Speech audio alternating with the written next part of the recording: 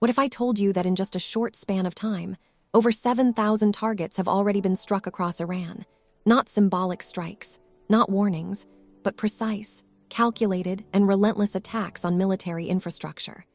And now, today, what's being prepared could be the largest strike package yet. So the real question is, are we witnessing controlled military pressure or the early stages of something far bigger? From the very beginning, one message has remained consistent. Capabilities are increasing while targets continue to degrade. Each wave of strikes isn't just about damage, it's about systematic dismantling. Air defenses weakened, drone launch sites destroyed, and supply chains disrupted. And while this campaign unfolds from above, on the ground, the machinery of war doesn't stop even for a moment. At a U.S. military base in the United Arab Emirates, the tempo is relentless. There is no pause, no reset, just continuous motion. Ground crews move with urgency, but without panic. Fuel lines are connected, weapon systems are checked, and every bolt, every panel, every system is verified because sitting on that tarmac is one of the most lethal battlefield helicopters ever built, the AH-64 Apache. This isn't routine maintenance, this is preparation for constant combat. These helicopters are not being armed for a single mission, but for a continuous cycle of engagement. Hydra 70 rocket pods are reloaded, each carrying 19 unguided rockets, with 4 pods per helicopter, bringing the total to 76 rockets ready to be unleashed within seconds. Beneath the nose, the 30 chain gun is reloaded with high-explosive rounds, each one carefully checked, because once these helicopters lift off, they are heading straight into one of the most dangerous operational zones in the world, the Strait of Hormuz.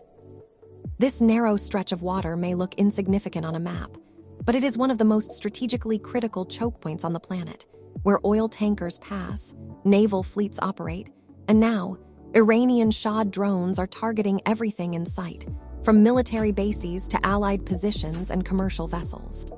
This is where the Apache come in. What makes this operation different is that it is not a one-time mission, it is a continuous rotation. Helicopters take off from the UAE base, some heading directly into patrol zones, others flying out to naval ships stationed in the Gulf, landing on flight decks where they remain on standby with engines cooling but weapons ready, waiting for the next call. Because in this operation, timing is everything. It often begins with a signal somewhere out over the water, where radar systems detect movement. Inside the ship's Combat Information Center, operators analyze the data, speed, trajectory, and signature, and within seconds the conclusion becomes clear: hostile drones. The call goes out immediately, without delay or hesitation. Pilots on standby respond instantly, engines ignite, rotors spin, and within minutes they are airborne. At the same time, helicopters already in patrol zones pivot toward the threat, closing in rapidly. When they reach engagement range, the response is swift and decisive.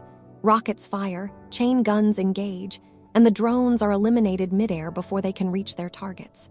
It is precise, fast, and effective. But the mission does not end there because the system is designed for endurance.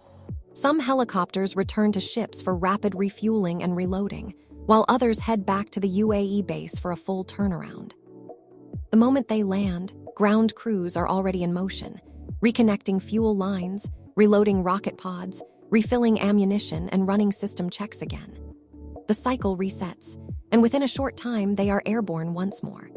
When you step back and look at the bigger picture, this is not just about helicopters. It is part of a much larger operational framework that includes long-range strike missions, naval deployments, and air dominance operations. With over 7,000 targets already hit, the pressure continues to build.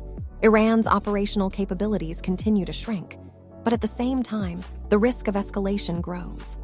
So what is this really?